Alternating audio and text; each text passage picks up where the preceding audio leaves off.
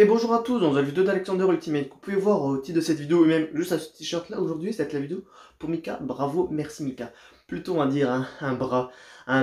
plutôt un merci, parce que bravo, en soi il atteint toujours des caps de plus en plus grands, mais en soi pour moi c'est vraiment un très grand merci. En fait c'est plus ça pour les chanteurs, en fait c'est vraiment un grand merci. Parce que pour moi Mika, depuis tout petit, moi je l'adore. Je pense comme pas mal de personnes, mais pour moi, je veux dire, c'est mon idole pour deux façons. Déjà, on va dire un peu pour. J'ai parlé à de nombreuses reprises et tout, mais pour moi, les cheveux bouclés. Parce que quand j'étais petit, pendant un moment, je m'en foutais en fait de mes cheveux. C'est peut-être anecdotique et tout, mais moi, je m'en foutais que j'avais les cheveux bouclés. Depuis que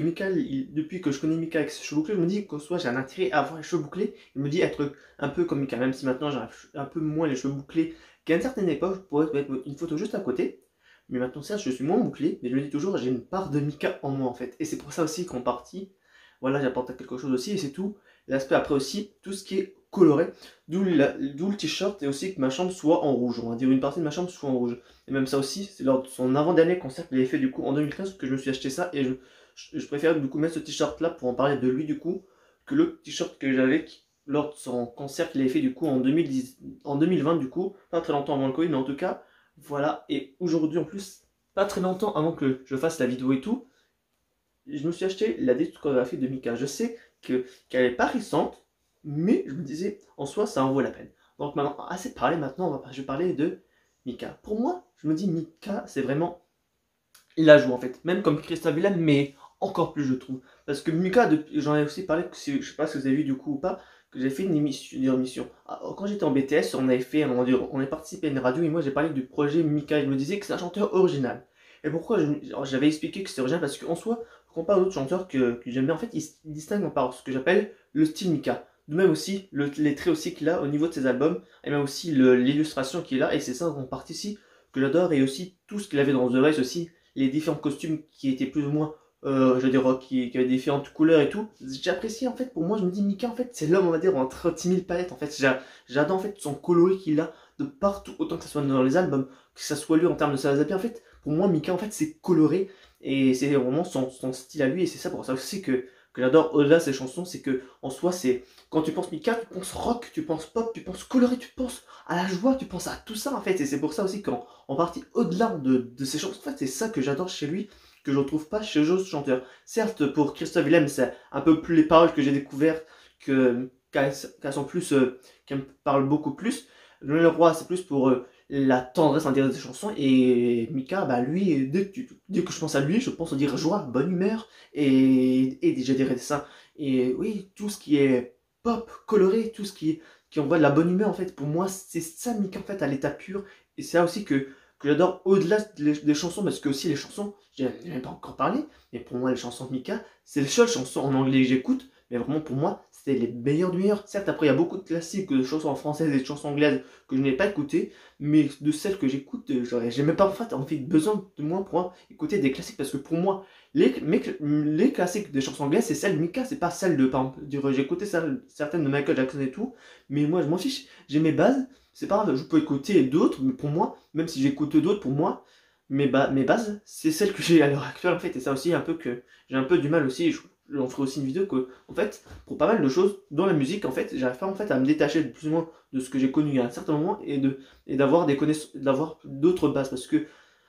j'ai pas mal de culture, je vais pas dire que je suis un culte, au contraire, il y a quand même la culture générale que je connais, mais que je n'ai pas parce que j'ai un manque, plus ou moins, en disant uniquement que je me repose uniquement que sur mes acquis. Donc du coup, je creuse, pas très profond fait, et donc du coup, ben, on sait beaucoup de choses que je connais pas, mais après, voilà, mais sinon pour revenir vraiment au niveau des chansons de Mika, ben, j'ai même pas, j'étais moins déstabilisé que par rapport à la chanson de Christophe Lem et tout. Donc vraiment, en tout cas, si tu regardes ça vraiment, j'adore vraiment tout ton univers. J'adore vraiment tout, vraiment, comme tout fan qui se respecte, j'adore toutes tes chansons de A à Z. Et la dernière qu'il a faite, la Yo-Yo, vraiment, c'est encore une pépite depuis le dernier album. Ah, on a plus l'impression là qu'il retourne à. Il a aussi fait une interview par rapport à ça, que dans le même aussi par rapport au niveau du dernier album, qu'il voulait repartir sur une idée de base comme de son premier album, et ça je trouve que c'est aussi cool, même s'il n'a pas de choses en français et tout, en français plutôt. Mais en soi, moi j'adore vraiment en fait là qu'il essaye un peu de faire je peux pas dire de partir à zéro, mais d'avoir la même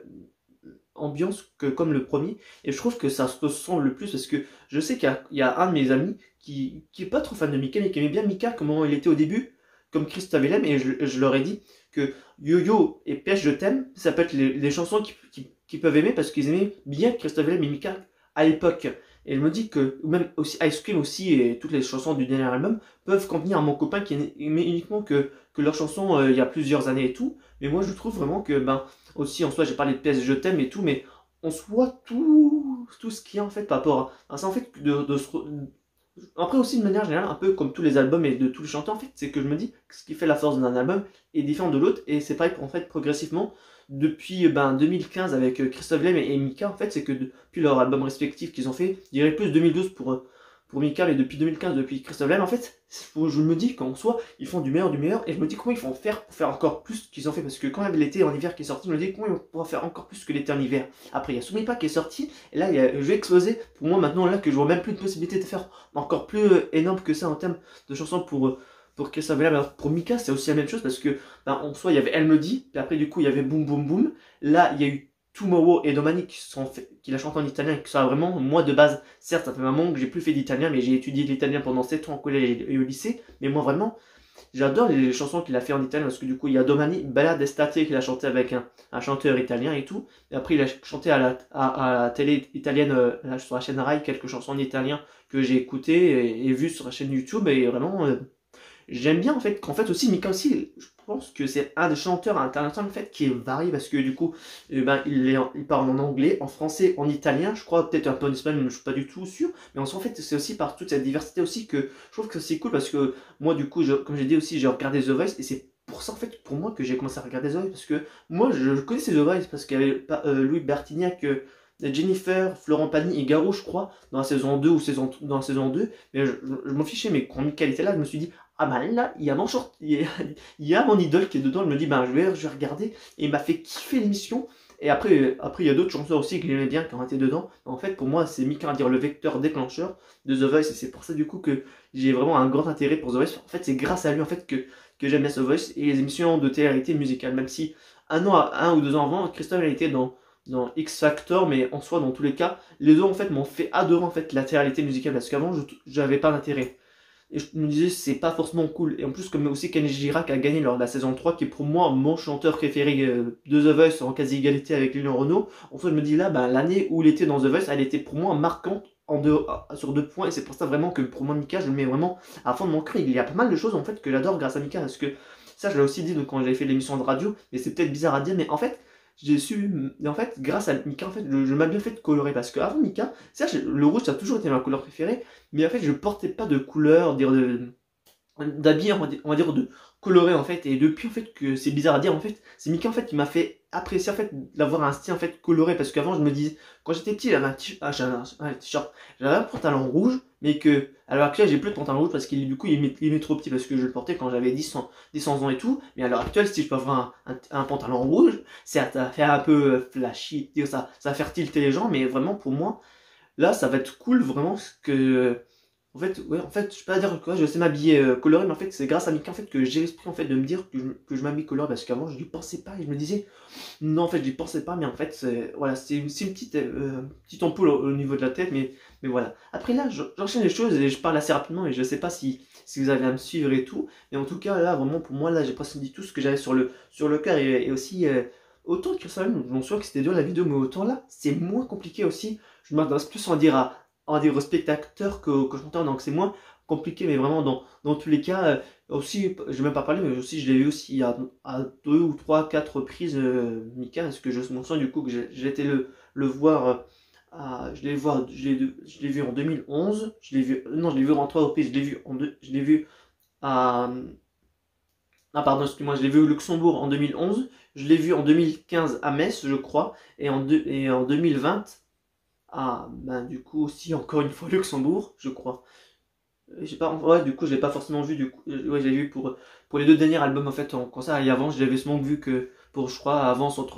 avec son deuxième album en fait. Et je m'en souviens encore, après là, c'est une petite anecdote et tout, mais je m'en souviens qu'il y avait un de mes copains en fait, quand j'étais au Chambéry en fait, qui aimait bien aussi Mika. Je dis un de mes copains, mais c'était en fait on va dire, qui était pas trop un ami, mais qui vraiment m'énervait et qui disait qu'il avait soi-disant une place de Mika à me vendre, on va dire.